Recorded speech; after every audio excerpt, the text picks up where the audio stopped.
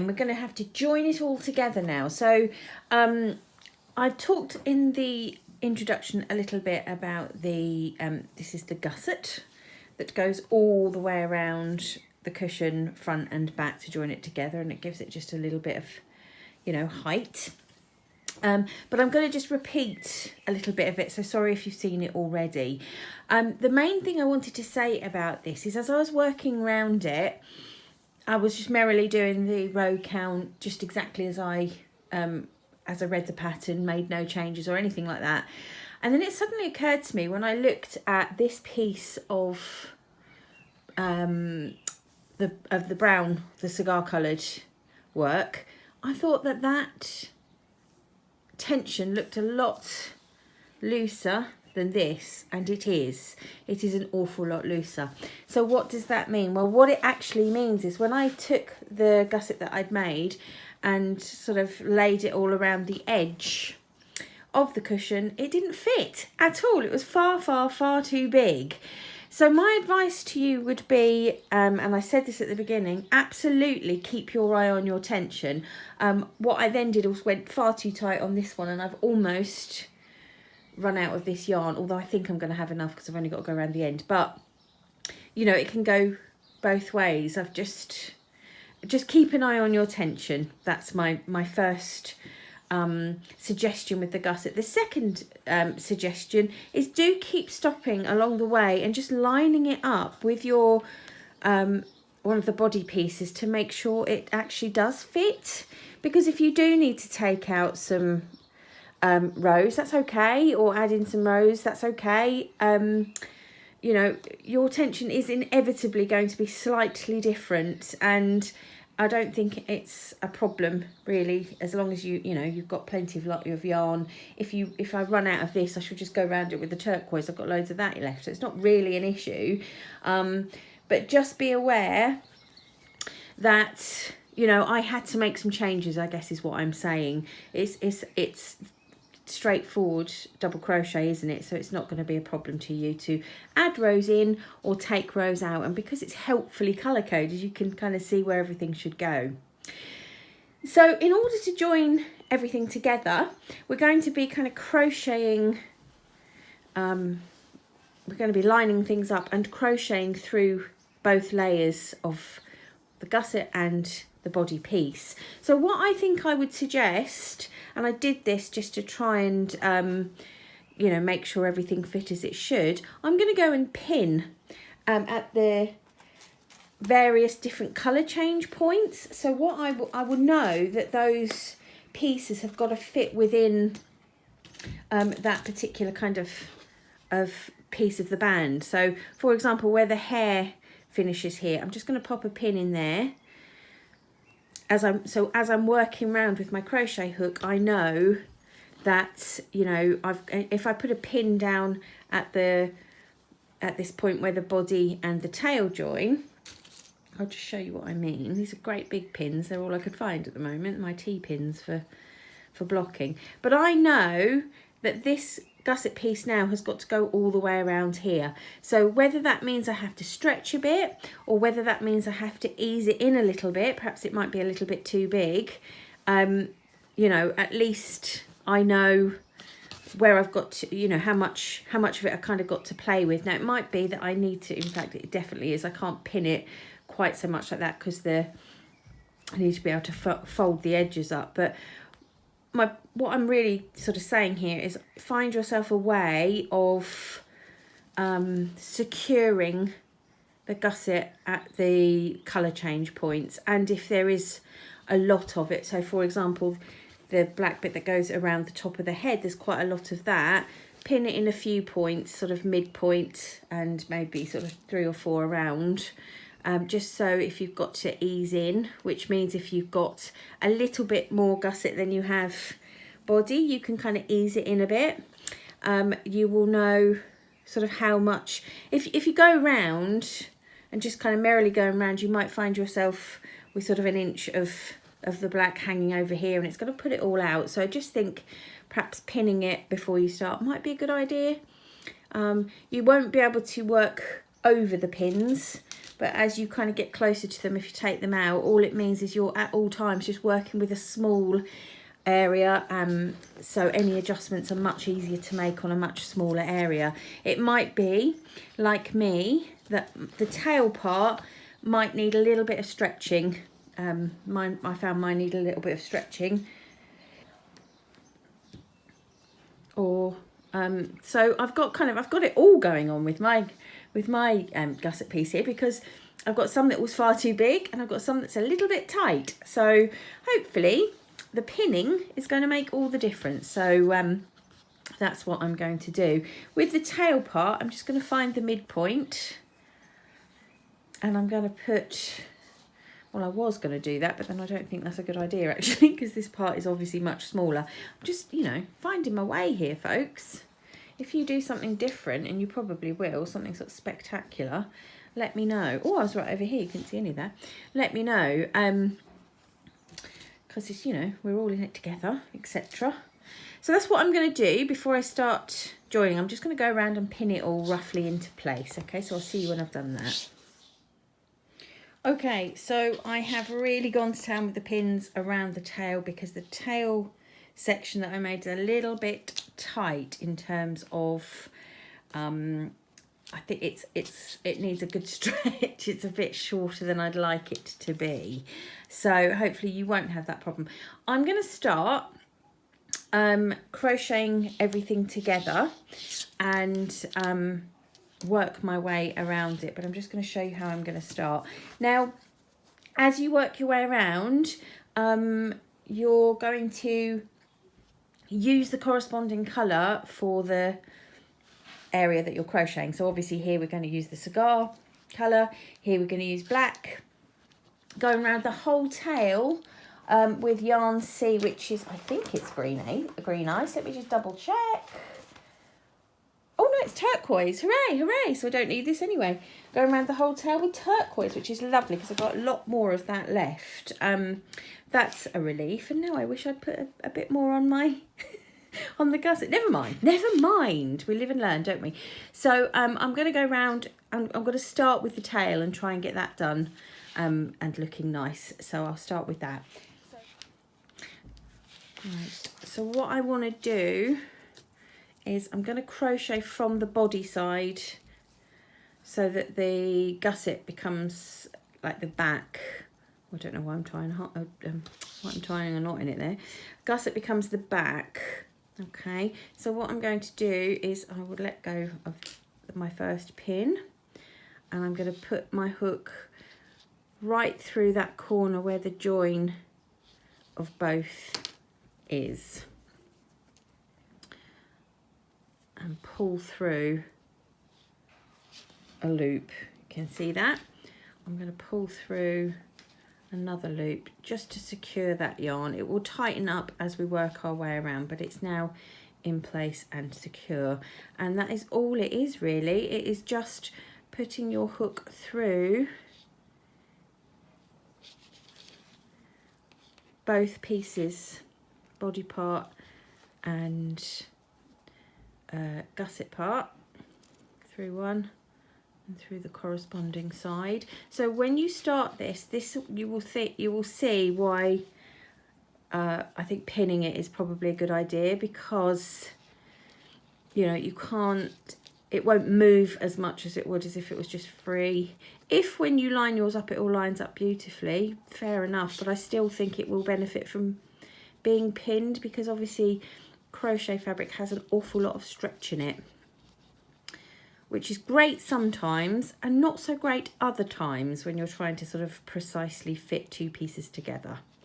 So this is it. This is all you're going to do all the way around. Now I've started on the back here. I think in the pattern Eleonora says start the front. I've only started on the back because the front part of mine is still drying from blocking.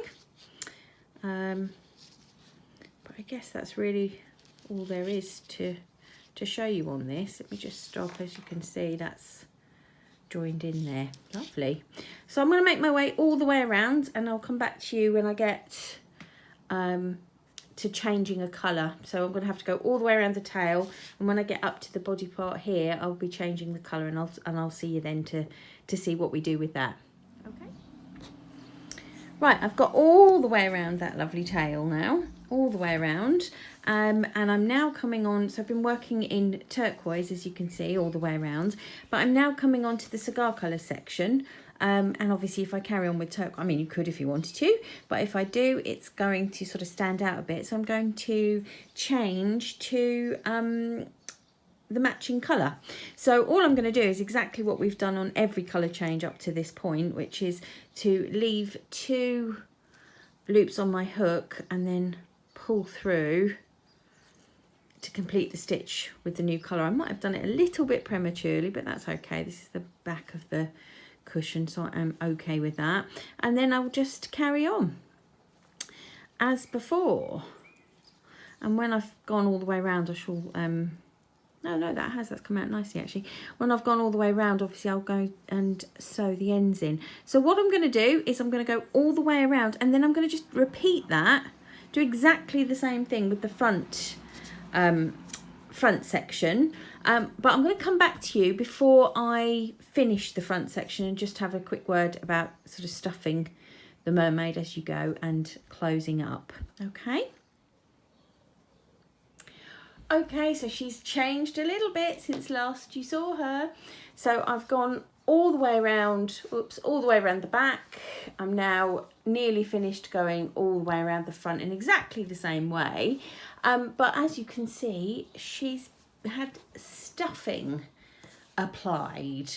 Now, quick word on stuffing. We put as much as we possibly can in the box, but we don't kind of put stuffing in at the expense of other more exciting things that we'd like to fill the box with. So you're quite likely to need to add some of your own stuffing. Hopefully you understand the reasoning for that. So I've stuffed her starting at the tail. I used, where's my pencil? Here we go. I just used a normal pencil, used the end of it to get down right into these corners and to give them a nice shape. Don't overstuff it, because you don't want it to be hard as a rock and too plump. But you know, she's if you can see that I'm sort of pressing down, she's nice and soft. That's lovely. I've also at the same time stuffed the arms lightly and sort of shaped them a little bit. And yes, they are meant to be 2 different lengths, which my son just can't get his head round. But you'll see the reason for that later. Yeah, and I've also made the little bracelets. They're so simple, I'm not going to do a video on those, but I'm sure you can manage those, no problem. So everything's got stuffing in, which means what we're left to do is kind of close the gap, and then we've got some hair and face to do. So let's get on with closing the gap. Right, so while I did the stuffing, I just put my little stitch marker to keep the stitch live so it didn't start unraveling. So we're done with that for now. And where's my yarn gone? Disappeared. Right, so this last little bit is going to be slightly trickier, but it is still exactly the same. And what you might find, oh, she's caught now on the table, it's hard to show you. What you might find is that once you've completed closing this gap up, you might need to go back and sort of, you know, squeeze a little bit here and there just to redistribute the, oh, that was twisted, redistribute the stuffing through. I don't think that was right there. Let's try that again. Because obviously as you work along this edge here, you're going to be moving the stuffing out of the way to be able to close it. So just even it up by, you know, just squashing it between your fingers. So I'm going to get round to here and then get round to the end, and then I'll show you how I fasten off.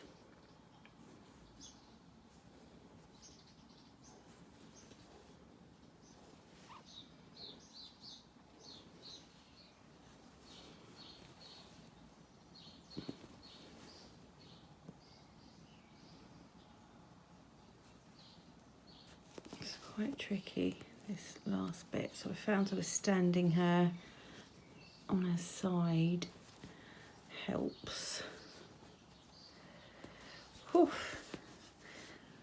Hands are taking a bit of a beating at the moment. My hands have been through sort of several operations and goodness knows what in the past, so I'm not quite as dexterous as I used to be and don't have a lot of strength, so I'm hoping you won't struggle quite as much as this. It's quite embarrassing, isn't it? Right, there we go. So that is closed. As I said to you, you can see that there's a little divot there where I'm going to need to plump and move stuffing around, but I'll do that in a minute. I'm pretty much back at where I began with my double crochet all the way around just to close the edge, and I'm just going to put a slip stitch in there. I'm going to cut that end before I go any further. Cut a slip stitch. Oh, I've dropped it, of course I have. This is good, it means it's all nice and plump and tight, and that's how it should be. And pull that slip stitch and pull the end through and give it a nice pull, and I will be able to just sew that end in so it becomes invisible. Okay, right, so as I said, she's closed, everything's as it should be, so I'm just plumping up the stuffing and just sort of rearranging it where it needs to go inside. You can be quite, you know, forceful, I suppose is the word. And don't worry if she's looking a little lopsided, because once you start adding on, I mean, just look. She's going to look very mermaidy very shortly. So let's start putting her all together.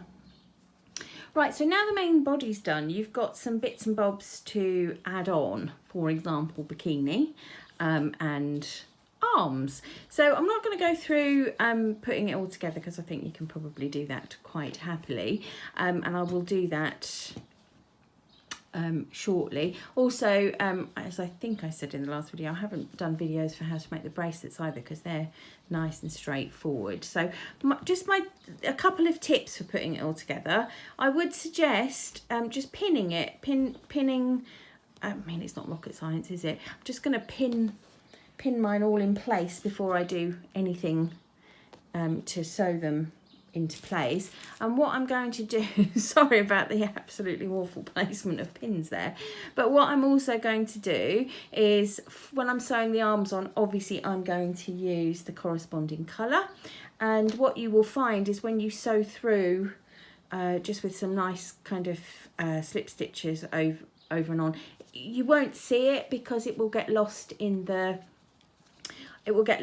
stitches and it will hide itself quite nicely. So I'm going to use that for that. I think for the bra or the bikini, I'm just going to go along that inside edge and just catch it in with the green and just across the top. I'm not going to go all the way around. I'm just going to do a sort of couple of stitches to hold it in place there, and you know, a few along the back to close the back in. So I shall do that separately. What I wanted to talk to you about actually was the face and the hair. I'm going to show you how to make some of the hair shortly, but what I think is a good idea is if you make these hair roses first, because I think it's a good idea to pin those in place too along the hairline. And then what you will find is you've got a good kind of guide as to where the features need to go before you make the features with sort of the embroidery of in there, because if you start to embroider before you've put just these parts of the hair on, you might start too high or too low or whatever. I just think it's a good idea to get these ones in place first, then do your features, but I'll talk more about that as we go through. So I think we will move on to making hair next.